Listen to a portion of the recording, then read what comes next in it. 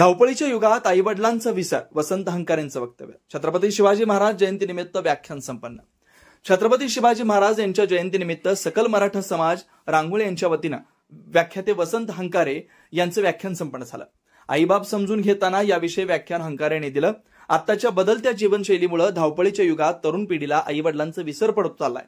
या परिस्थितीमध्ये आईवडिलांविषयी सकारात्मक विचार करून कुटुंबामध्ये प्रेमसंवाद वाढवणं काळाची गरज आहे, असं ज्वलंत विचार प्रकटपणे आपल्या व्याख्यानातून हंकारेंनी मांडले.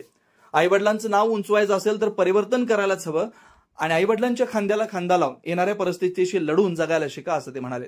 ज्याच्या घरात आईवडील आनंदी ते कुटुंब आनंदी, असं प्रतिपादन प्रबोधन हंकारे यांनी केलं. प्रारंभी रांगोळी प्रदर्शनचं उद्घाटन उद्योगपती प्रदीपराव देसाई यांच्या हस्ते झालं.